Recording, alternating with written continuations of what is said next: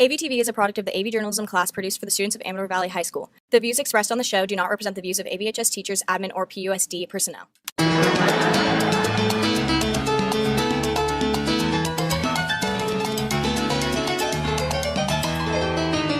Good morning, Dons. Today is Thursday, January 13th, and I'm Renna.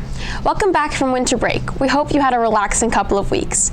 Now that we're all rested, we can get back to work and start the new year off right. We want to start today by thanking our school district for doing such a great job handling the Omicron COVID outbreak. So many schools are having issues even getting back to school, so we should feel lucky that our district has done such a great job handling this. Now, during this Omicron surge, the district COVID-19 procedures have changed, so we're going to start today by reviewing some of the updated COVID protocols.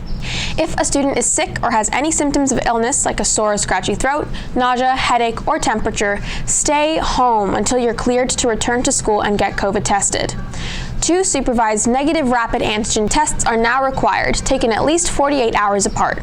PUSD expects that this protocol will change again in the future when we have less COVID circulating in our community. Now, if you actually test positive for any type of test, including home tests, first report the test to the school. The day your symptoms start is day 0. If you do not have any symptoms, the day you test positive is considered day 0. At this time, the isolation period for students is 10 days from symptom onset or positive test.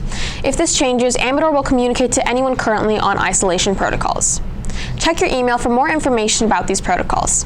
The PUSD Pandemic Services team offers free drive-through rapid antigen testings for all PUSD students at the PUSD Testing Center. Check your email for links to locations and more information. Okay, let's move on today. We know it's been a couple weeks, but we loved the school event. Leadership hosted a Sprinkling Happiness event in the Santa Rita parking lot the Friday before finals. They have truly gone above and beyond for the Amador community. To read more about this event, just go to amadorvalleytoday.org.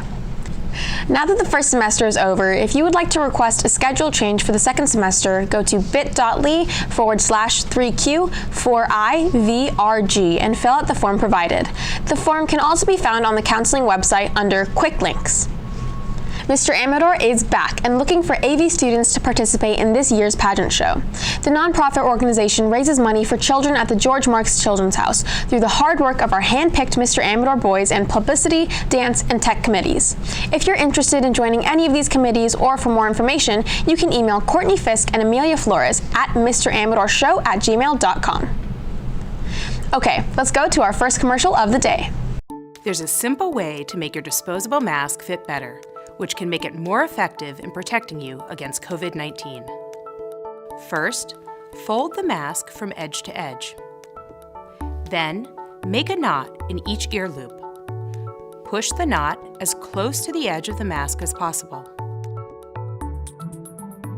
Next, fold and tuck the extra material under the edges of the mask. Hold the mask up to your face and gently push the nose wire against your nose so it fits snugly. Place the ear loops around your ears as you normally would to secure the mask.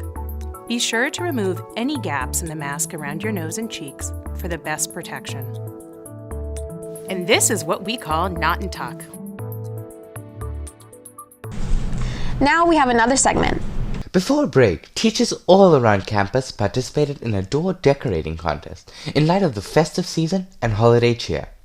Whether or not each classroom's door was adorned with a beautiful wreath or sparkly wrapping, each teacher had something different and unique to bring to the table. I think it's important to kind of add a little bit of creativity and some holiday spirit, and I think it's good for students to kind of get some inspiration of, hey, I can take something plain and drab and maybe dress it up and do something creative with it.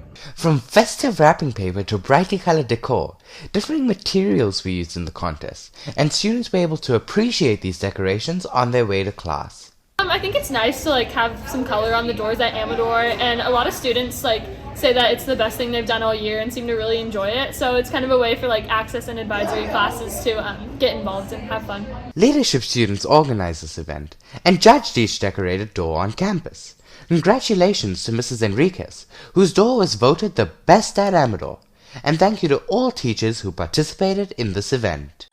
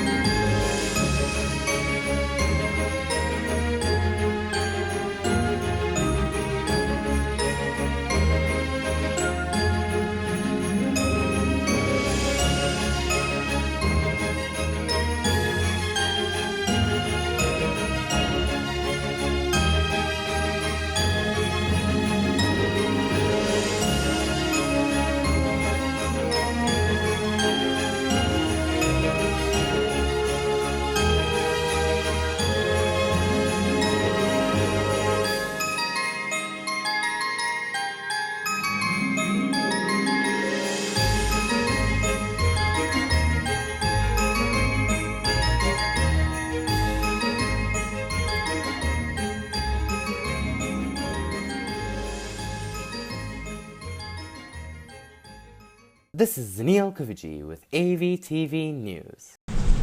Now we have another segment. Today, fashion trends are changing faster than ever before. Fast fashion refers to cheap, trendy clothes manufactured by companies like Zara or Forever 21. And it's no secret that Gen Z is one of the biggest consumers in the rise of fast fashion in recent years. I do see a lot of people around me buying fast fashion, and like a lot of people buy from like Shein and like all those websites, and I see it all over TikTok too. Fast fashion clothes are usually produced as quickly as possible through drastically low worker wages in factories that damage the environment. But for most shoppers, it's all about the end results of cheaply priced, stylish clothes hanging on the racks. My friend group is more towards like name brands, so like kind of like Nike, Adidas, sorts of those things. So yeah, it's really just like sort of a trend in general. The short lifespan of fast fashion clothes means that people are encouraged to toss out old clothes and buy new ones in order to keep up with the trends. As a result, popular donation centers like Savers or Goodwill are flooded with the racks of clothing, with many that are barely worn out. And this repeating cycle looks like it'll only get bigger as social media influencers and companies continue to offer an increasing amount of styles for lower prices. Shein is very popular, and people tend to like buy a lot more if you ask them. You're like, oh, what are you wearing? Like they're like, oh, it's from Shein. It's just easy and it's cheap, and so I think most girls do wear fast fashion way more now. It's important for consumers to remember that ultimately, fast fashion is one of many options, and shopping at local stores is often both more sustainable and has more payoff in the long run. Fast fashion is continuing to grow among teenage shoppers, and the trend shows no signs of stopping anytime soon. With the pressure of social media, brand advertisements, and more, shopping locally should rise to more people's attention this holiday season. I'm Melissa Liu with AVtv News. Now it's time for Photo of the Week. You can submit yours to avtv@rocketmail.com. Well, that's it for today. Make sure you hang around for today's birthday grams and check back in with us next Thursday for more news, announcements, and profiles. Thanks for joining us, Dons. Happy New Year. And remember, it's always a beautiful day here at Amador.